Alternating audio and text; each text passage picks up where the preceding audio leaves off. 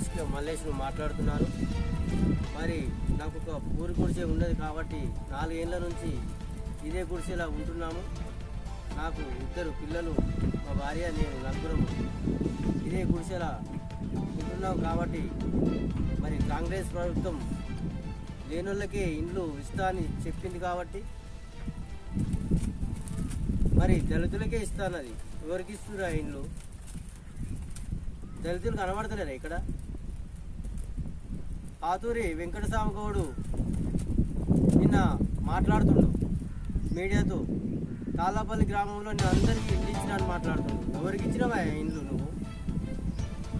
వెంకటస్వామి గౌడ పాతూరి వెంకటస్వామి గౌడు ఇండ్లు ఇచ్చినా అని మాట్లాడుతుండు. ఎవరికి ఇచ్చినావో రా తాళ్ళపల్లికి ఒకసారి వచ్చి చూడు.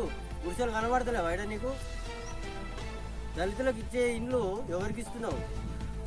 కాంగ్రెస్ ప్రభుత్వం గుడిసెలు ఉన్న వాళ్ళకి ఇస్తామన్నది, పేదోళ్ళకి ఇస్తామన్నది, ఇండ్లు లేని వాళ్ళకి ఇల్లు కట్టిస్తామన్నది.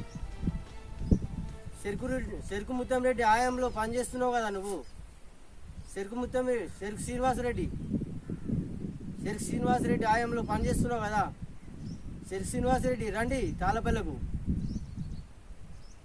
సమావేశం పెట్టండి. 100 మందితో మాట్లాడతాను నేను. కనబడతలేదా ఇక్కడ గుడిసె ఉన్నది? తాళ్ళపల్లి సంత గ్రామంలో నీకు కనబడతలేదా గుడిసె ఉన్నది? నువ్వు వస్తున్నావా? వచ్చి చూడు ఒకసారి, నీకు తెలుస్తుంది గుడిసె ఉన్నదా ఇల్లు ఉన్నదా అనేది. నేను ఒక టీఆర్ఎస్ కార్యకర్త కాబట్టి నాకు ఇల్లు ఇవ్వడం లేదు. మీడియా మిత్రులారా దయచేసి ఈ పత్రిక రాయాలని కోరుతున్నాను.